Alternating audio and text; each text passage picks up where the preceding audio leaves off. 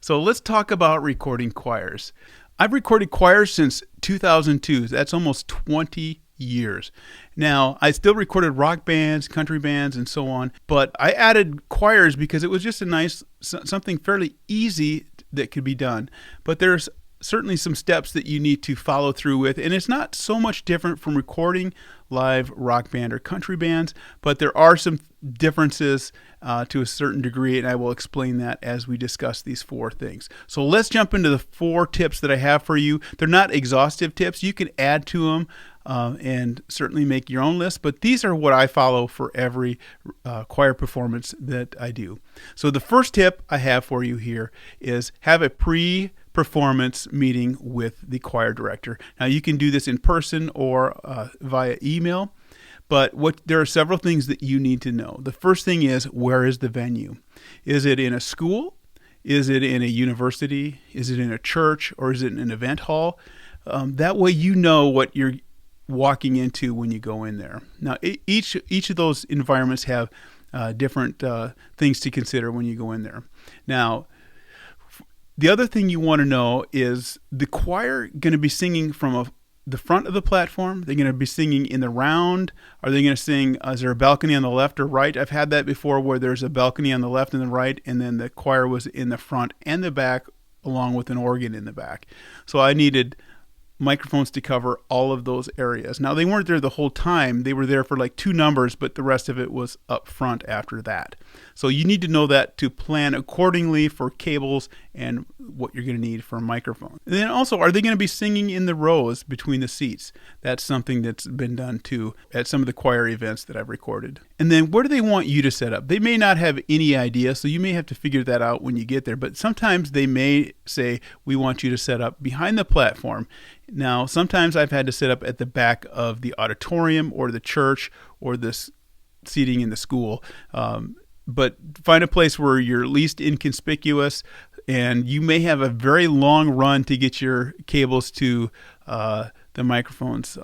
Most of my experience has been that. And then the other question you want to know, is this going to be just a recording of a performance, or is this going to be a live recording with a live audience? Because that will dictate when you have to get there to set up, and also when you can try to get a sound check in. You have to get your ducks in a row, because the thing with recording choirs is if you have a live audience, it's a lot different from recording a rock band. I've done rock bands where, there's a lot of places that you can move without interrupting anybody because everybody's moving around, right? With choirs, it's completely different. You have an audience that are sitting in seats.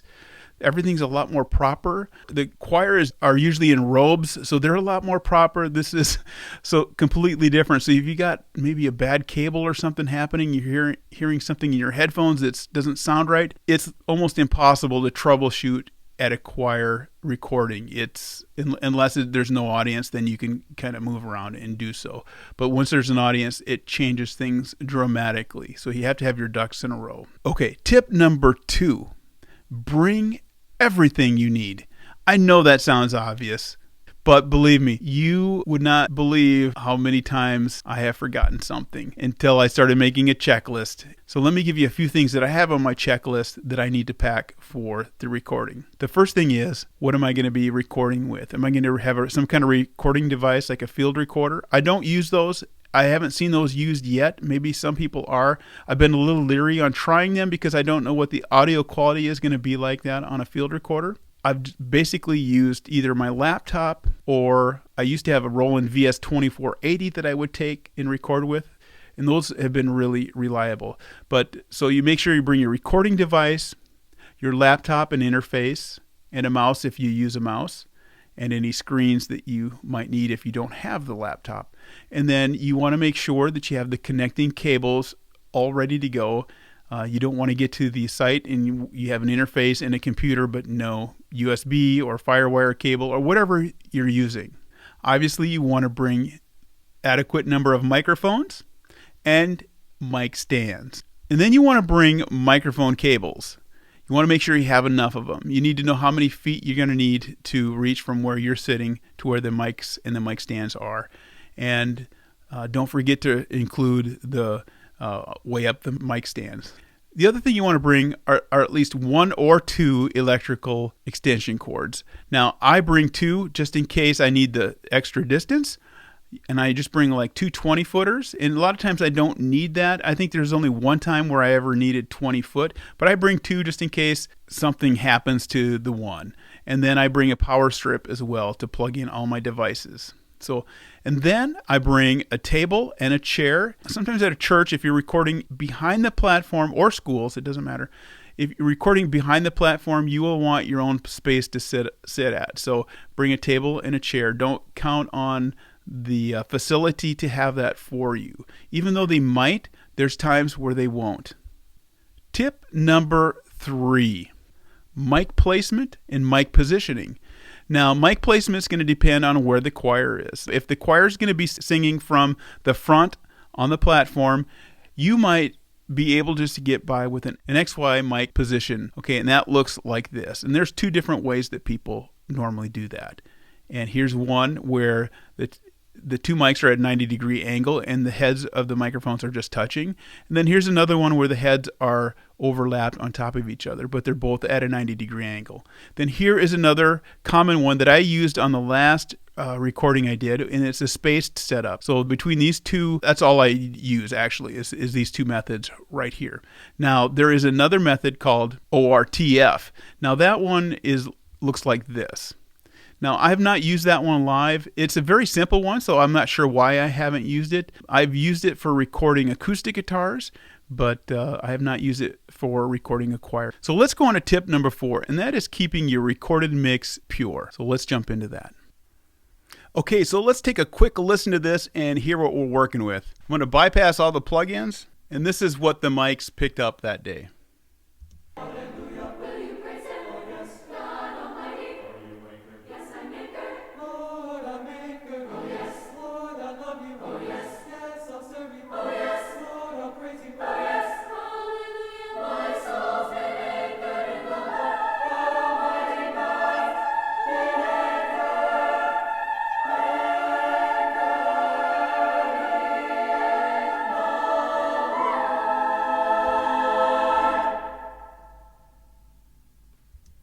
Okay, so here is with the processing.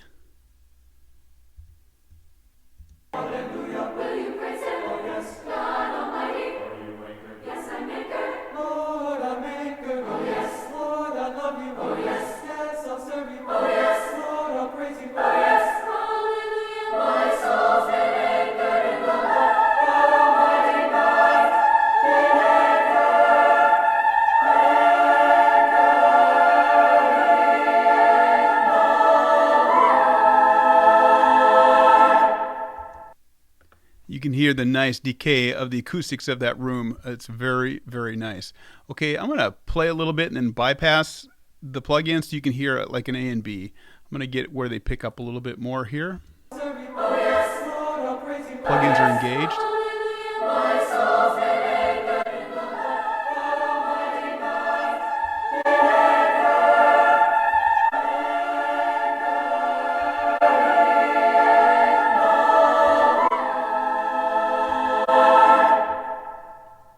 So my main objective when mixing down a choir like this is to keep it pure, keep it clean.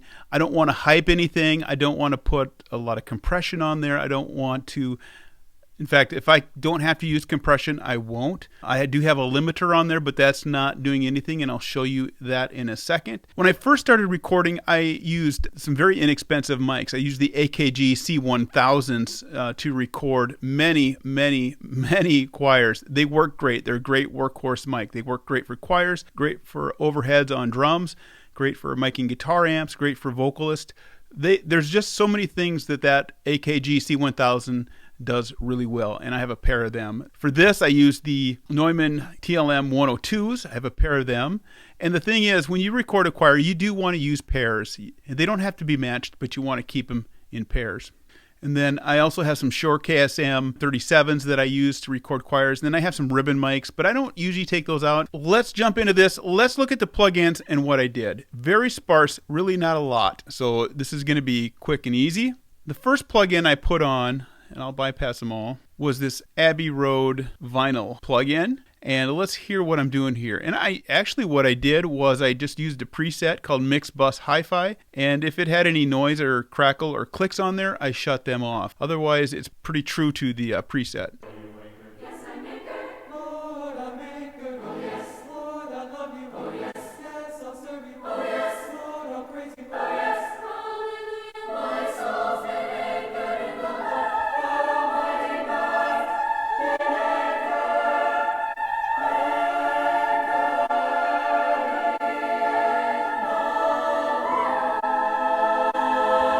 Very subtle, but it just opens it up just a little bit. Not anything extreme. The next thing I have on here is an EQ, and this is, I don't even know how to say this, Alyssia, I'm not sure. So I'm going to call it Alyssia, this plugin here from Plugin Alliance.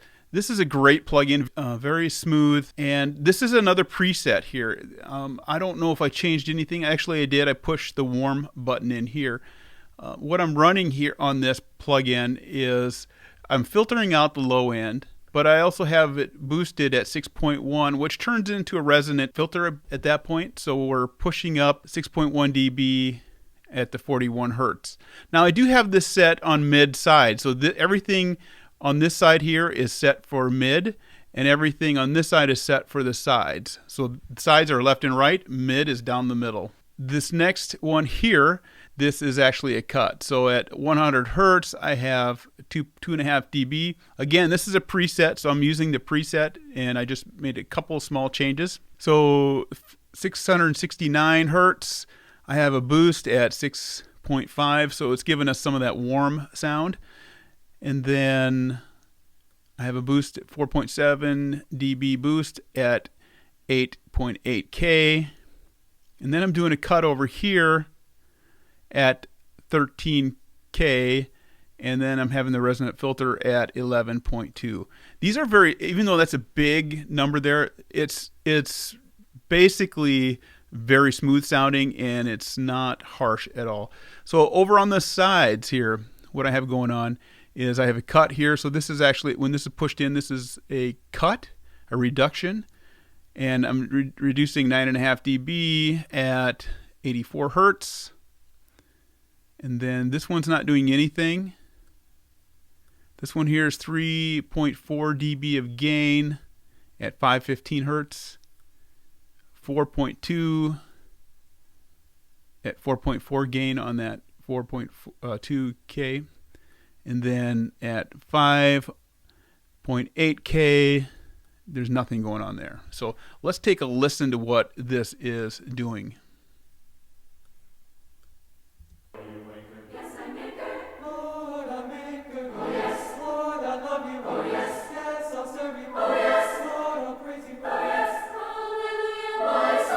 It cleans up the sound a little bit, makes it more clear to hear, and it spreads it out just a little bit. It's pushing to the left and the right, and it's keeping those main bass voices down the middle. So, and I forgot to show you here that I do have, this is the mid, so this is controlling the volume of this side, and that's at 0, and then the left and right sides are at 2.3, so those are getting boosted a little bit, and I have the warm button pushed in here. So let's listen to that one more time. Yes, I make it. Lord, I make it. Oh, yes, Lord, I love you. Oh, yes, yes, I'll serve you. Oh, yes, Lord, I'll praise you. Oh, yes, hallelujah. My soul's been anchored in the Lord. So you can hear the difference there. It just opens up and expands a little bit, and that was by design. So let's open up Ozone 9 from Isotope.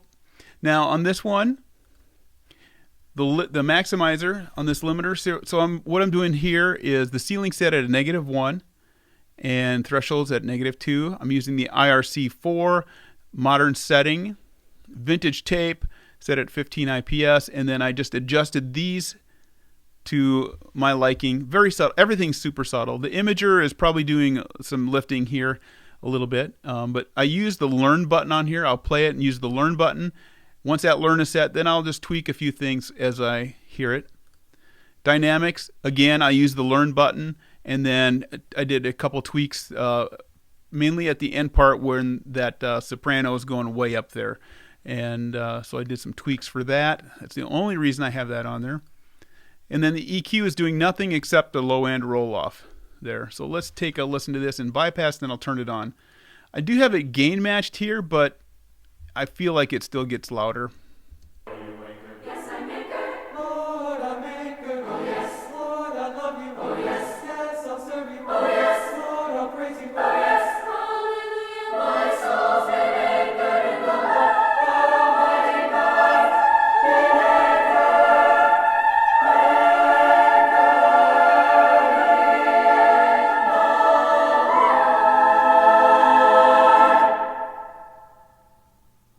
Yeah. So let's take a listen to each one of these, what it's doing here. Very subtle, but I think you can hear what's happening, especially with that imager. It's pushing things out just a little farther yet.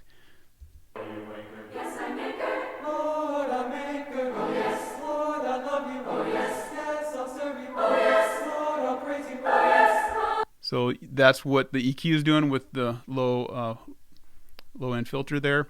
And then let's hear the dynamics. Yes, I make it. Lord, I make it. Oh, yes, Lord, I love you. Oh, yes, yes, I'll serve you. Oh, yes, Lord, I'll praise you. Oh, yes, hallelujah. My soul's been anchored in the Lord. God Almighty,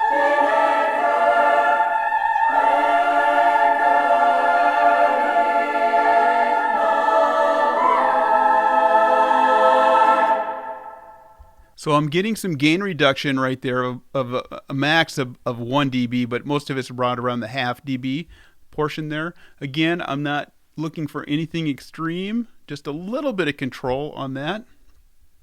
Let's go over to the imager.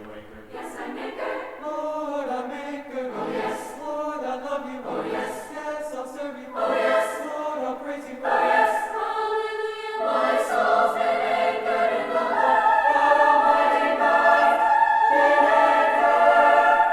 When you hear it bypass and then on, you can really hear some of those voices move a little bit left and right a little bit more. And it kind of happened with the Alyssia EQ. You could hear it move left and right just a little bit. It expands. And this just takes it a little bit farther.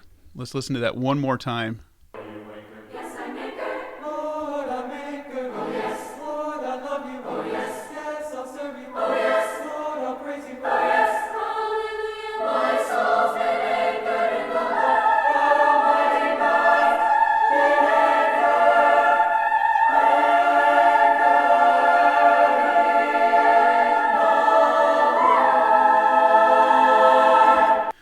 So, and then let's go to the tape here. This is a very subtle thing, just giving it a smoother sound, maybe opening it up just a little bit.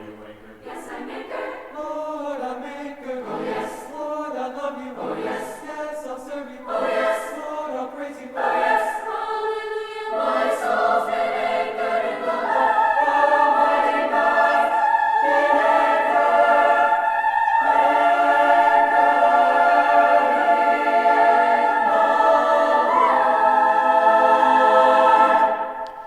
Just opens it up a little bit more. Then the maximizer, let's take a listen to this. yes, I make it. Lord, I make it. Oh, yes, Lord, I love you. Oh, yes, yes, I'll serve you. Oh, yes, Lord, I'll praise you. Oh, yes, hallelujah. My soul's been anchored in the Lord. God Almighty,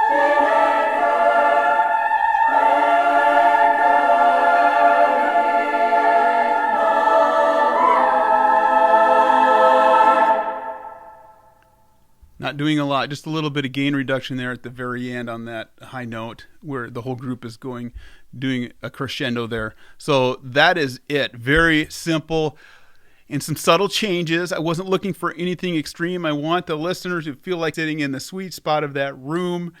And when they're listening to it, it's like they're there experiencing the choir. Everything's super subtle, very clean, and just giving the listener a good experience. So I hope that makes sense. Again, just to reiterate, I'm trying to keep it clean, nothing drastic. I'm not pumping up the volume. In fact, let's look at Insight here and see what we're doing for loudness. yes, I make it. Lord, I make it. Oh, yes, Lord, I love you. Oh, yes, yes, I'll serve you. Oh, yes, Lord, I'll praise you. Oh, yes, hallelujah. My soul's been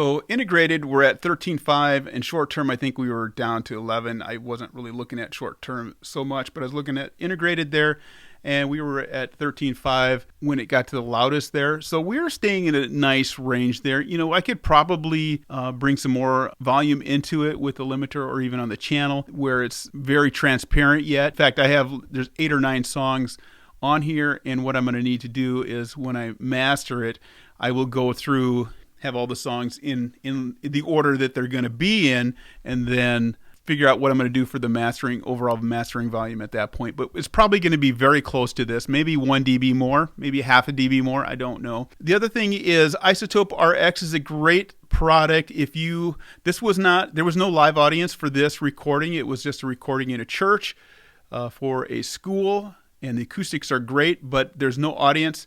But when you have an audience, you can get some coughs, some sneezes, some maybe a baby noise or something like that. And a lot of times Isotope RX can take some of those unwanted sounds out. Sometimes you can't. Sometimes when you try to take an unwanted sound out, you also degrade the signal, and then you don't want to do that. You're better off just leaving the noise. People can forgive that more than a garbly audio signal. And then Waves also makes some noise reduction tools as well. I have both. I tend to lean for the Isotope RX. Yeah, that's how I process choirs, and I don't try to do anything extreme. So anyway, this is Fergie. Hopefully this is helpful. If you like this video, please click the like button down below. And if you're not a subscriber yet, I would love it if you would subscribe. Thanks so much. We'll see you in the next video.